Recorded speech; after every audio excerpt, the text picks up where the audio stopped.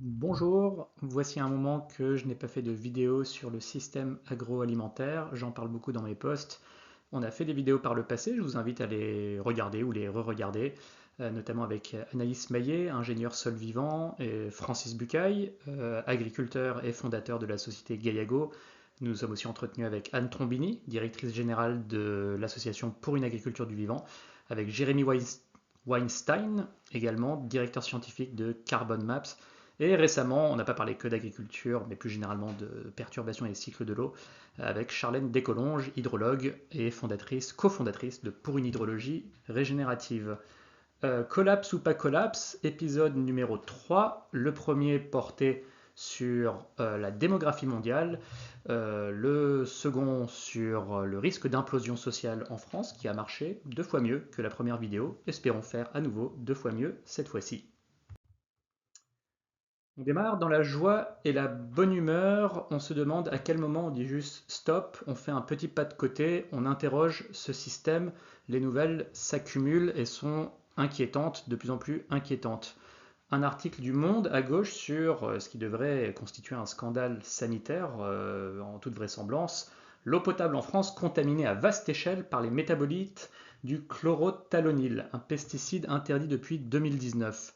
Je lis quelques passages de cet article qui est réservé aux abonnés.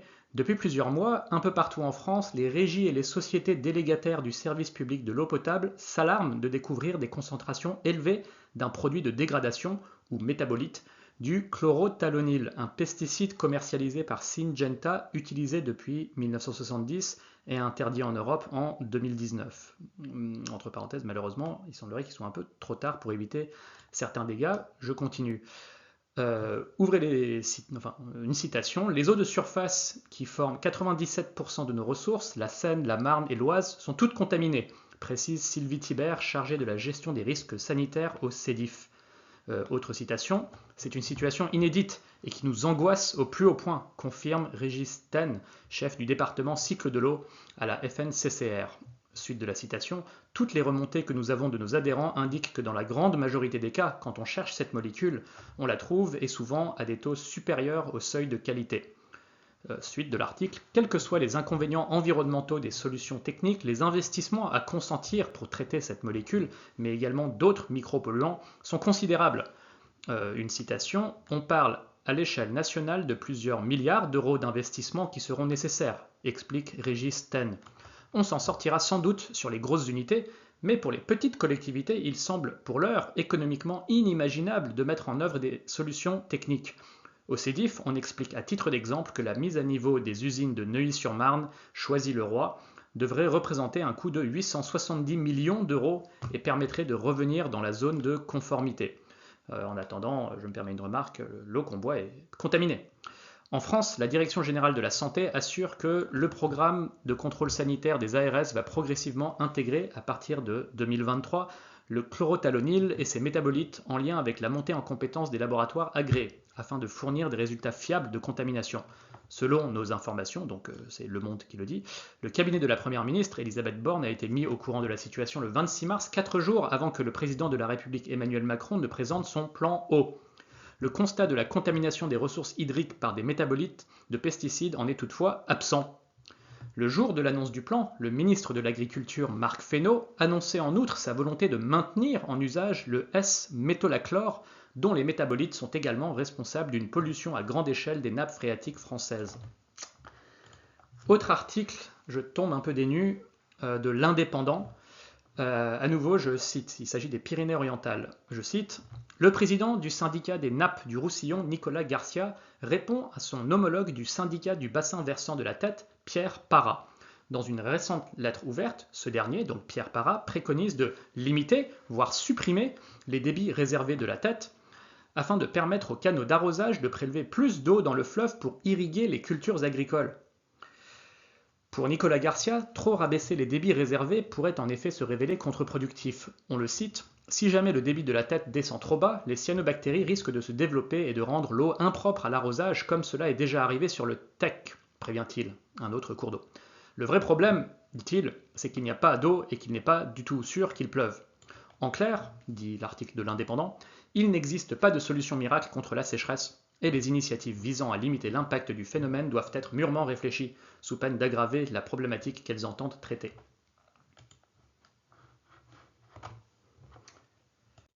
Page suivante, j'ai fait un post récemment là-dessus avec des statistiques à l'appui. Il n'y a rien d'agribashing, ce sont des statistiques officielles par la filière, par les diverses organisations agroalimentaires. Ici, des statistiques Agreste, faisant état du fait que les statistiques les plus récentes qu'on ait sont de 2010. Je ne sais pas si ça a beaucoup évolué depuis, mais en tout cas, à l'époque, le maïs représentait de l'ordre de 45% des surfaces irriguées en France. Et d'après les tout derniers chiffres du ministère, l'agriculture consomme 57% de l'eau douce. Je poursuis. D'après la filière semences, en Europe de l'Ouest, la totalité du maïs ensilage et environ 80% du maïs grain sont utilisés pour l'alimentation animale, donc pour l'élevage. Je poursuis. D'après la filière du porc français, donc on ne parle pas là d'une organisation anarcho-gauchiste ou que sais-je, 95% des porcs en France sont élevés en bâtiment sur caillebotis. Leurs homologues de la filière volaille déclarent 80% de poulets élevés en mode intensif. Donc on est en train, voilà, qu'est-ce que ça alimente? C'est quoi les débouchés de ce maïs? Je pense qu'une personne qui m'écoute ici n'aimerait vivre ne serait-ce que 30 secondes dans les mêmes conditions que ces porcs et ces poulets. Enfin, regardez des images, vous n'auriez pas envie de passer ne serait-ce 30 secondes dans ces conditions-là. D'après l'INRAE, les effluents d'élevage, donc encore plus en aval, sont une cause majeure du dérèglement des cycles de l'azote et du phosphore, de l'eutrophisation de l'eau et ainsi de la mort de la vie marine proche des côtes. On poursuit. Le rôle de l'alimentation dans le dépassement des limites planétaires. Il y a un titre qui traîne, d'après les tout derniers chiffres du ministère, ignorez-le. C'est un post que j'ai fait récemment, vous pouvez prendre les limites planétaires une par une et voir à quel point le rôle du système alimentaire est important, que ce soit dans le dérèglement du cycle de l'eau verte, en raison de la déforestation principalement qui est majoritairement liée à l'agriculture, notamment au Brésil ou en Indonésie, en raison de l'irrigation, en raison de la dégradation des sols, en raison de techniques agricoles trop intensives. On le verra, la chaîne de production alimentaire pèse une part importante des émissions de gaz à effet de serre et donc joue un rôle important dans le changement climatique. Sur l'érosion de la biodiversité, je vous laisse lire, faire pause. Je ne suis pas sûr de savoir ce qu'il reste exactement à démontrer sur le rôle de la chaîne alimentaire, sur la disparition des insectes, des poissons, des oiseaux, etc. Le changement d'utilisation des sols, où on reparle déforestation, majoritairement causée par l'agriculture. L'introduction d'entités nouvelles dans la biosphère, où là, le système agroalimentaire est un phénomène parmi d'autres. Il y a d'autres industries qui introduisent des entités nouvelles dans la biosphère, mais on peut penser côté agroalimentaire que ce n'est pas négligeable, avec par exemple les emballages plastiques et les produits chimiques présents dans l'alimentation ultra transformée. Quant à la perturbation du cycle du phosphore et de l'azote, pas besoin de détailler. Alors maintenant qu'on a cité tous ces problèmes, vers où va-t-on? Il y a un peu caricaturalement, mais pas tant que ça, deux visions qui s'affrontent. Alors est-ce qu'elles s'affrontent ou est-ce qu'elles sont potentiellement complémentaires? Je vous laisse juger.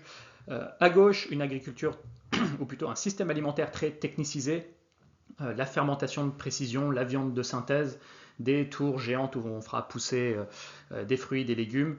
Ça vise à répondre quelque part au même défi que l'agriculture dite sur sol vivant. Donc à gauche et à droite, on vise un peu les mêmes objectifs. Réduire l'impact sur le climat, régler les problèmes de bien-être animal, c'est sûr qu'avec la viande de synthèse, le problème est réglé. Régénérer ou réensauvager les sols. Voilà, sachant que Bill Gates, pas folle la guêpe, investit des deux côtés. Il est à la fois un grand propriétaire terrien et un grand investisseur, par exemple, dans la viande de synthèse. Je vous laisse faire votre avis. Pour ma part, je vais plutôt parler du côté de droite.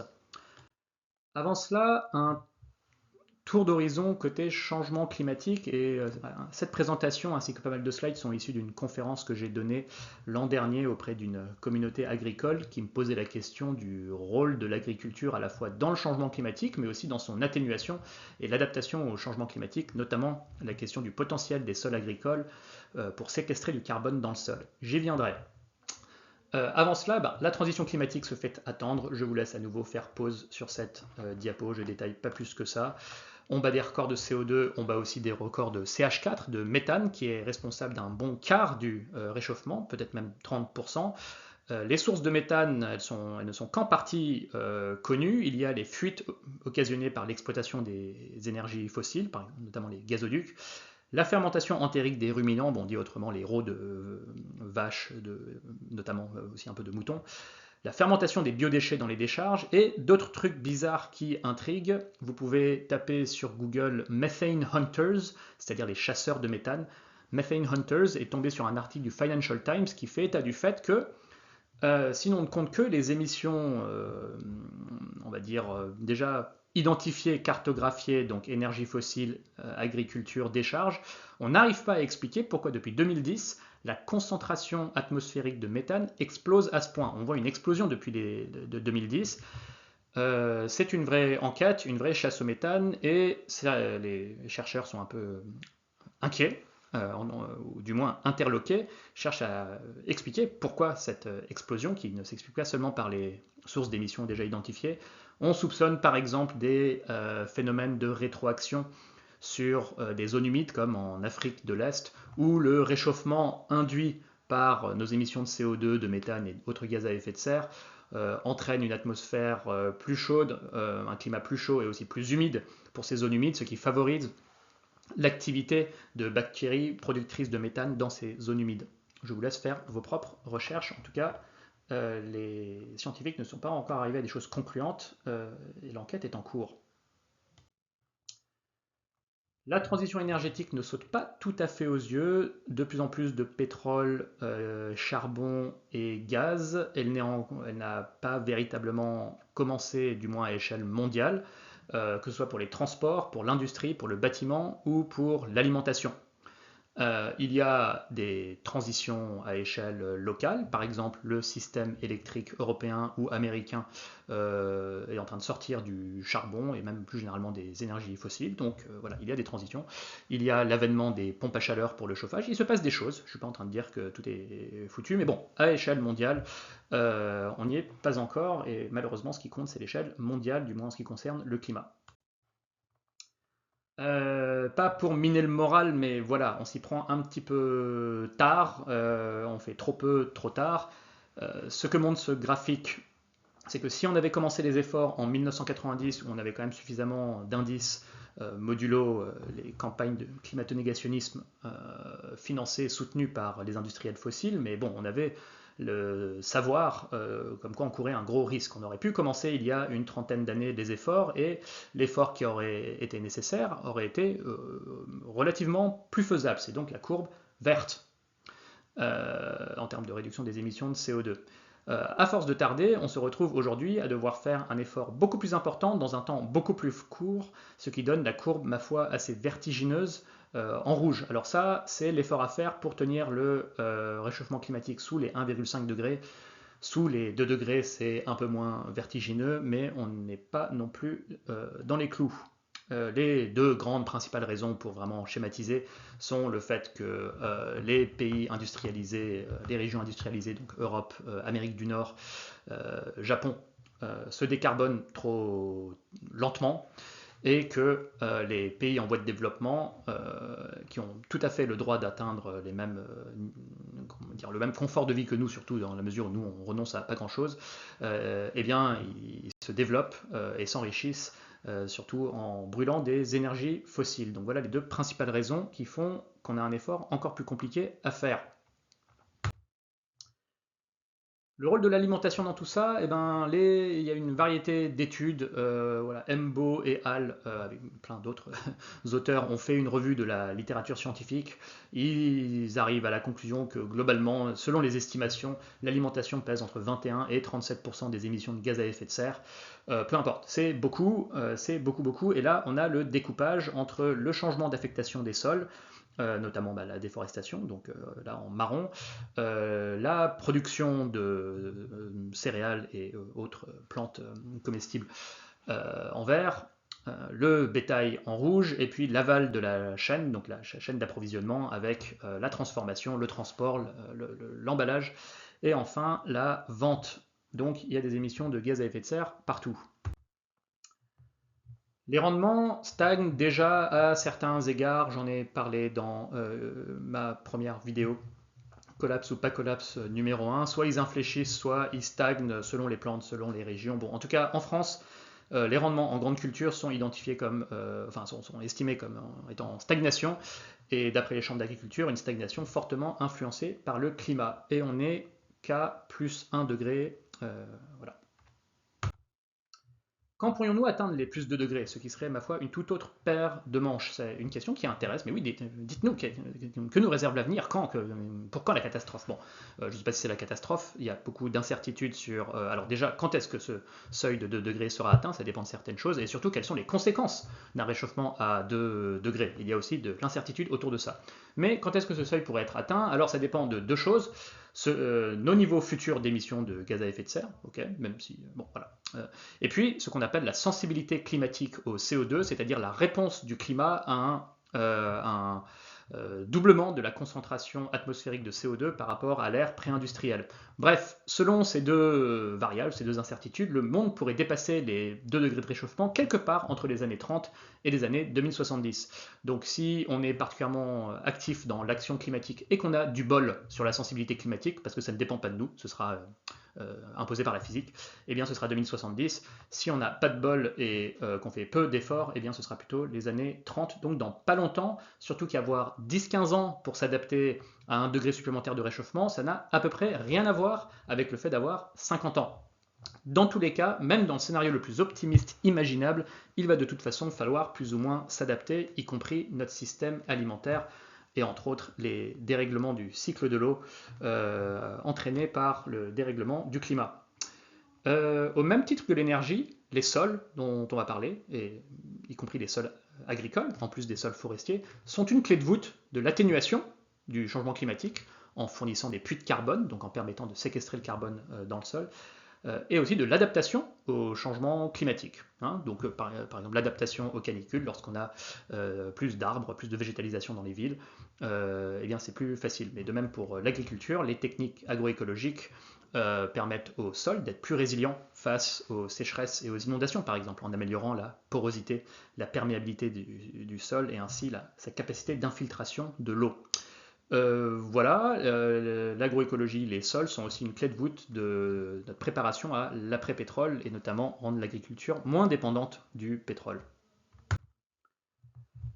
Avant d'aller sur la suite avec peut-être des perspectives plus réjouissantes que ce qu'on voit ici, et je le dis sans ironie, mais là on continue sur les perspectives peu réjouissantes.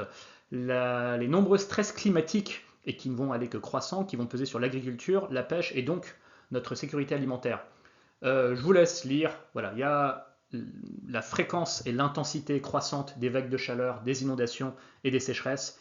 Il y a la désertification de certains territoires, y compris on peut envisager l'Espagne, les feux de forêt, on a eu un petit aperçu l'été 2022, le dépérissement des arbres et donc les services qu'ils rendent à l'agriculture. Je pense que voilà, chacun en France a une expérience de proximité avec des arbres qu'il voit dépérir. Si ce n'est pas le cas, ce sera peut-être pour plus tard, bon, mais en tout cas par exemple dans les Vosges. La fonte des glaciers de montagne, qui sont vraiment de véritables châteaux d'eau. Donc c'est nos stocks d'eau, la neige qui s'accumule en hiver, c'est notre stock d'eau pour le printemps et l'été. Donc avec les glaciers de montagne qui fondent, ça fait moins d'eau en été lorsqu'on en a particulièrement besoin. Le blanchissement des coraux dont on estime que déjà la moitié sont morts, la moitié ont disparu. Voilà, donc ça c'est fait. 70 à 90% auront disparu à plus 1,5 degré et la quasi-totalité, 99%, à plus 2 degrés. On ne sait pas exactement quelles conséquences ça aura. Les récifs coralliens sont un organe vital de la planète. Nul n'est capable de prédire quelles seront les conséquences en termes de perturbations plus larges des cycles bio-géochimiques de la Terre. Cependant, une conséquence qu'on peut facilement envisager, c'est les impacts sur la pêche, puisque les coraux sont un abri pour 25% de la biodiversité marine, y compris les poissons. Je vous laisse faire des recherches sur les phénomènes de réchauffement, d'acidification, de stratification et de désoxygénation des océans. J'ai fait des articles, des posts dessus. Vous pouvez aller chercher sur Internet en quoi ça consiste tout ça. En tout cas, ce sont des risques à la fois de stress croissant sur la vie marine, mais aussi de point de bascule océanique avec des conséquences qu'on n'est pas en mesure d'imaginer, à nouveau sur en quoi ça peut perturber plus largement les cycles bio-géochimiques de la planète. Autre conséquence peu réjouissante du changement climatique, la montée des eaux et, entre autres, la submersion de territoires deltaïques particulièrement stratégiques d'un point de vue agricole. Les deltas du Gange, du Mékong, du Nil, du Niger, qui sont non seulement très habités, mais aussi très importants en termes agricoles et donc alimentaires. J'ai là aussi fait un post récemment avec 4 sources à l'appui, une pour chacun de ces deltas. Je vous invite à faire vos propres recherches. Salinisation des sols, érosion de la biodiversité fonctionnelle, donc le changement climatique, entre autres le stress imposé aux coraux, aux arbres, mais aussi à toute la biodiversité en général, et donc, dont la biodiversité fonctionnelle, donc celle qui est utile à l'agriculture. Des auxiliaires de culture comme les vers de terre ou les insectes subissent aussi le changement climatique, et donc ils rendront moins de services si les choses continuent ainsi. Et enfin, dernièrement, un chapitre notamment du rapport du groupe 2 du GIEC, celui sur les impacts du changement climatique et l'adaptation, qui fait état des risques complexes, composites et en cascade, donc les effets combinés, les effets de chaîne qui ne sont pas modélisables. Voilà, donc là c'est un peu de la systémique où on peut imaginer des conséquences en cascade de tel risque qui entraîne tel autre risque, etc. Je vous invite à lire le chapitre par vous-même. Vous n'y comprenez rien, c'est normal, personne n'y comprend rien. Je vous invite à parcourir les travaux de mon ami Stéphane Linou. Il est également passé sur Plan B, enfin mon podcast Plan B, c'était la deuxième ou la troisième interview au tout début. Il est passé d'ailleurs à plusieurs reprises. Voilà, il nous alerte sur les risques de la complexité croissante et des interdépendances et des vulnérabilités de notre chaîne d'approvisionnement alimentaire, avec des systèmes de plus en plus complexes, interconnectés, des circuits longs d'approvisionnement qui sont déjà très énergivores et potentiellement vulnérables. Alors, à force d'attendre et d'avoir une courbe de plus en plus vertigineuse à suivre, il est devenu forcément nécessaire de capturer le CO2 déjà émis. Il y a pour cela des solutions d'abord industrielles, puis je viendrai aux solutions naturelles qui vont nous faire parler des sols.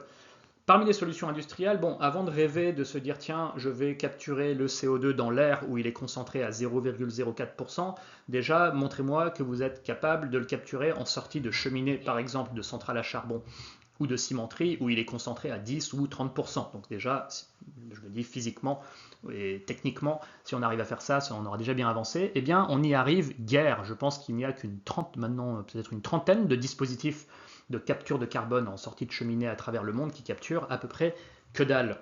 Mais qu'à cela ne tienne, on imagine des techniques pour aller le capturer dans l'air, donc l'altération forcée, je vous laisse faire vos recherches, j'ai déjà fait des posts, des conférences à ce sujet-là sur en quoi ça consiste.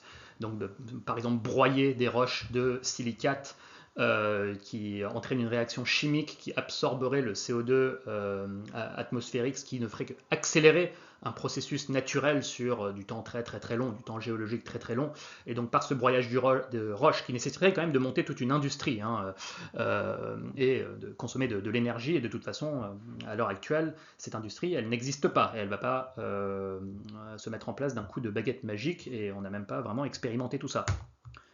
De même pour l'industrie de la capture directe dans l'air, donc on imagine des aspirateurs géants à CO2, pourquoi pas un jour, mais en tout cas dans les temps qui nous intéressent, c'est-à-dire les 10-20 prochaines années, là on en est à peine au stade de prototypage aujourd'hui, donc le temps que l'industrie se monte, et de toute façon on n'est pas certain que ce soit assez efficace énergétiquement, puisque on peut aussi imaginer qu'aller capturer une molécule aussi diluée que le CO2 dans l'atmosphère, ça va nécessiter de l'énergie. Donc la consommation énergétique du dispositif est importante, et de l'énergie on en a déjà besoin pour faire pas mal d'autres trucs.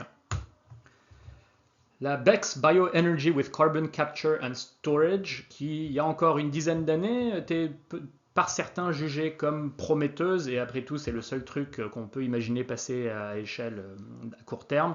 Pour la faire courte, c'est un espèce de comeback des biocarburants et de l'utilisation de terres agricoles pour produire de l'énergie, sauf que cette fois-ci, au moment de la conversion de la biomasse en énergie, on capture le CO2 qui est émis et on l'enfouit sous le sol, et on croise les doigts pour qu'il ne s'échappe pas.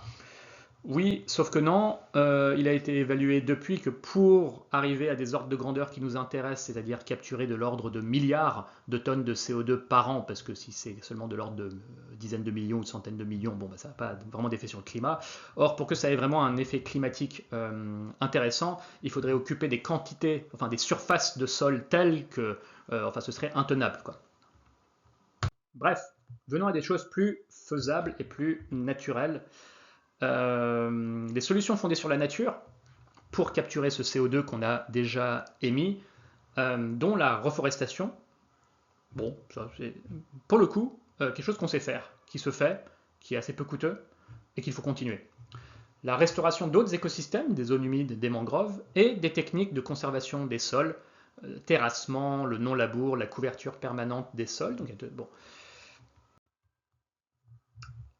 c'est évalué comme ayant un potentiel très important. Alors, vous avez peut-être déjà vu ces graphiques issus du groupe 3 du GIEC, donc rappelons-le, ils font la synthèse de ce que font des centaines de laboratoires de recherche sur comment on va sortir de ce pétrin. Il y a des milliers d'études sur le sujet et le GIEC en fait une synthèse, comme par exemple dans ce graphique, où il illustre, en tentant de quantifier, d'estimer le potentiel et le coût de chaque solution de réduction des émissions de CO2 ou de capture de CO2 déjà émis à horizon 2030. Donc combien de tonnes de CO2 potentiellement on peut réduire par l'énergie éolienne, puis par l'énergie solaire, etc., etc. Et plus une barre est bleue, moins la solution est coûteuse. Et plus il y a du rouge, plus c'est coûteux. Bon, je vous laisse regarder pour les renouvelables, le nucléaire, etc. Je ne vais pas rentrer là-dedans. On voit que, en gros, pour la capture de carbone, le potentiel, du moins à 2030, c'est comme ce que je disais tout à l'heure, il est jugé quasi négligeable et en plus très coûteux. En revanche, on va faire un zoom sur la partie verte. Et donc à droite, on fait le zoom sur cette partie verte. C'est la partie AFOLU, c'est-à-dire agriculture et agriculture, forestry and other land use. Bon, en gros, agriculture et forêt, et les solutions donc offertes par les sols pour contribuer à l'atténuation du changement climatique. Alors, c'est pas trop coûteux pour les premières tonnes, puis ça devient un peu plus coûteux, mais déjà commençons à faire le commencement et après on verra. Les grandes solutions, c'est stopper la déforestation, restaurer les écosystèmes et reforester, améliorer les pratiques de gestion forestière, et ce qui, à droite, est encadré en vert, la séquestration du carbone par l'agriculture. Et c'est là-dessus que nous allons zoomer dans la prochaine page. Avec une étude INRAE sur le potentiel de stockage, on va dire de la conservation des sols, en France. Hein. C'est dans le prolongement de l'initiative 4 pour 1000 dont vous avez peut-être entendu parler, documentez-vous à ce sujet. Le résultat de cette étude de l'INRAE, c'est qu'en France, une augmentation de 4 pour 1000 par an du stock de carbone organique des sols permettrait de compenser de l'ordre de 12% de nos émissions annuelles de gaz à effet de serre. Ça veut dire que ça ne nous dispense absolument pas de réduire nos autres émissions, donc pétrole, charbon, enfin le charbon on en brûle peu en France, mais on importe des produits qui sont fabriqués en utilisant du charbon. Bref, en sortant du pétrole, du gaz et du charbon, en réduisant les émissions non liées à l'énergie, donc principalement agriculture, élevage. Donc ça, il faut le faire. Et en plus de cela, comme on l'a vu, on est de toute façon obligé de séquestrer un peu de CO2 et les sols et des pratiques agricoles qu'on va ranger sous le grand vaste parapluie de l'agroécologie, c'est-à-dire la conception de systèmes agricoles qui se fondent sur des services rendus par la nature pour cultiver et produire à manger. C'est à peu près ça, si j'ai bien compris, la définition de l'agroécologie. C'est-à-dire on se fonde sur les solutions offertes par les écosystèmes. Hein. Bref, vous les voyez là, vous pouvez faire pause, regarder un peu ligne à ligne. Il y a de l'agroforesterie, il y a les intercultures, le semi-direct, la replantation de haies. Ça a comme bénéfice de séquestrer du CO2, mais pas que. Malheureusement, toutes ces solutions fondées sur la nature pour améliorer le potentiel de séquestration de carbone dans les sols recueillent extrêmement peu d'investissement. Dans le chapitre 7 du rapport complet du groupe 3 du GIEC, oui, parfois je m'amuse, mais en tout cas, il y a un rapport complet, il y a une synthèse et un rapport complet, et ce chapitre 7, il porte sur l'agriculture et la forêt. Il estime que des investissements de l'ordre de 400 milliards de dollars par an seraient nécessaires pour en fait, réaliser tout le potentiel que je viens d'évoquer tout à l'heure. Or, à l'heure actuelle, on est à peine à 1 milliard par an de ces investissements nécessaires dans la forêt et l'agriculture. C'est dommage parce que ce 400 milliards, c'est moins que les efforts déjà engagés pour subventionner l'exploitation forestière et l'agriculture actuellement dans le monde. Bon, c'est quand même un peu ballot, donc les moyens, ils sont là, surtout que les pétrogaziers, ils investissent eux massivement des moyens dans la recherche et développement pour la capture industrielle. Donc ils entrevoient d'immenses marchés pour le jour où cette technologie serait au point, ce qui ne sera peut-être jamais le cas. Là, on a des solutions prêtes à l'emploi à très court terme et urgentes à implémenter, et on ne recueille pas du tout assez d'investissements. Les efforts à faire, c'est principalement former les producteurs, les inciter, les rémunérer pour services écosystémiques rendus. Je ne dis pas que c'est facile, il y a des modèles économiques à trouver, les inciter à planter des haies, les inciter à couvrir leur culture, et tout ça, ça prend du temps, c'est des efforts, c'est déjà très très dur d'être agriculteur. D'ailleurs, j'espère que ma présentation ne passe pas du tout pour de l'agribashing, bien au contraire, il est beaucoup plus dur d'être agriculteur que n'importe quoi d'autre. Il est clairement plus dur d'être agriculteur qu'un écolo derrière son ordi comme moi.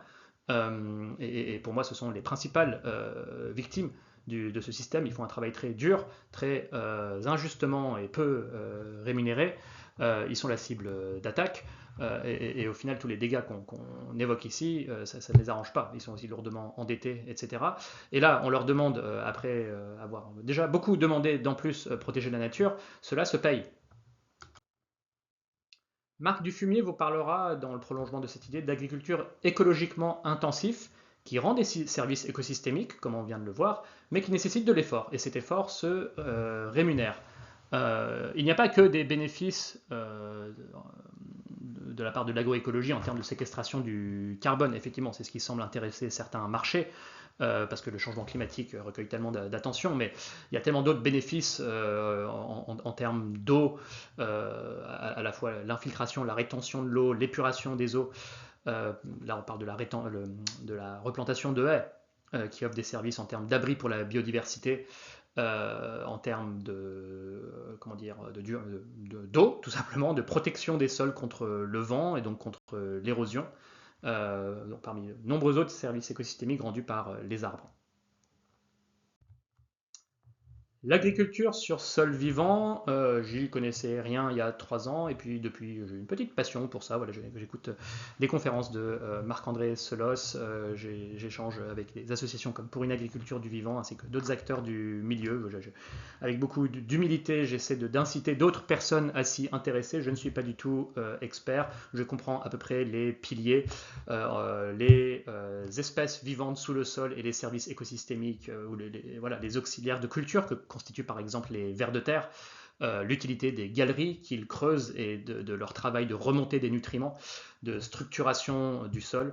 Je vois des idées sur le potentiel que représenterait la mycorhize, donc la symbiose entre les champignons et les plantes, et le service que pourraient offrir les filaments des champignons, les ifs, qui permettent d'étendre le réseau racinaire des plantes et ainsi capter plus d'eau et de nourriture. Donc c'est une symbiose entre le champignon et la plante, et il y a encore, me semble-t-il, si j'ai bien compris, encore de l'expérimentation et de l'innovation à venir en la matière. Donc on redécouvre un peu ici des techniques finalement du 19e siècle. On redécouvre parfois des savoirs perdus, mais il y a aussi de l'innovation avec de l'agronomie de pointe, et beaucoup de choses encore à découvrir sur le vivant. Voilà, bon, en synthèse, les bénéfices de l'agriculture sur sol vivant: capture du CO2 dans le sol, on en a parlé, l'amélioration de la porosité des sols, ce qui favorise leur résilience climatique, nous préparer à l'après-pétrole, ce qui nous fera gagner en souveraineté économique. Donc, par exemple, un moindre travail du sol ou de non-labour permet d'économiser du carburant. Le fait de se reposer davantage sur les auxiliaires de culture et la fertilité naturelle du sol permet de réduire la consommation d'intrants dérivés du pétrole. Voilà. En bas à gauche, biocontrôle, barrières sanitaires, voilà, les coccinelles par exemple qui bouffent les pucerons. Bon. Peut-être redonner du sens au métier d'agriculteur, qui, comme j'ai dit, que je respecte beaucoup et qui est très difficile. La science et la recherche, car, comme je l'ai évoqué, il y a manifestement encore beaucoup à découvrir. Malgré tout ce que je viens de dire, c'est quand même pas gagné, pas gagné. Loin de là. Alors, il n'y a pas que le verrouillage du système par les lobbies, même si moi aussi je suis un peu vénère par ça, mais effectivement, il faut les dégager. Bon, bref, ouais, sortir de cette tyrannie quasi. Bon, bref. Mais il n'y a pas que ça. Honnêtement, personne ou presque n'a envie de faire ce métier d'agriculteur. Dans toutes les utopies que j'ai pu lire, entendre, soit utopie, soit plan de transformation de l'économie pour aller vers quelque chose de plus durable, voilà, avec des études comme le PTEF du Shift Project ou beaucoup d'autres scénarios imaginés pour aller vers un monde plus durable. Globalement, dans tout ce qu'on peut imaginer, il y aura beaucoup plus d'agriculteurs demain par rapport à aujourd'hui et un retour plus ou moins massif à la terre. Donc il y aurait en, je sais pas, 2050, disons, 2 ou 3 millions d'agriculteurs en France contre seulement 300 ou 400 000, je sais pas dire, aujourd'hui. Mais ce n'est pas du tout ce qui est en train de se produire. En vérité, il y a de moins en moins d'agriculteurs. Donc bon, pardon pour de finir sur cette note un peu négative, mais il y a de moins en moins d'agriculteurs, c'est ce qu'on voit à gauche, et ainsi des surfaces d'exploitation de plus en plus grandes. Ça, c'est la tendance lourde qui présente assez peu de chances de s'inverser. Alors, il y a effectivement comment dire, un intérêt croissant pour l'autonomie alimentaire, produire une part de ce que mange votre famille, tenir un potager, la permaculture, etc. Et c'est très bien. Mais c'est bon, pardon, pas comme ça qu'on va nourrir par exemple 67 millions de Français, pas comme ça qu'on va faire de la masse. Il se trouve que des exploitants agricoles, il y en a de moins en moins, que je sais pas, j'entends qu'une moitié va prendre sa retraite dans les 10-15 prochaines années et que seulement la moitié ou un tiers des retraités vont trouver un remplaçant. Et les installations sont extrêmement difficiles. Déjà qu'il y a relativement peu de jeunes qui veulent faire ce métier pour plein de raisons qu'on peut très bien imaginer. Et en plus, lorsqu'ils s'y lancent, c'est difficile. Voilà. Je ne veux pas forcément vous laisser sur une impression purement négative. Je vous laisse d'ailleurs poursuivre votre réflexion par vous-même, car c'est le but de cette émission, collapse ou pas collapse. Je ne sais pas quelle conclusion vous tirez de votre côté, si c'est plutôt collapse ou plutôt pas collapse. D'ailleurs, vous pouvez me donner votre avis en commentaire. Merci beaucoup d'avoir suivi jusque-là. Si c'est le cas, au revoir.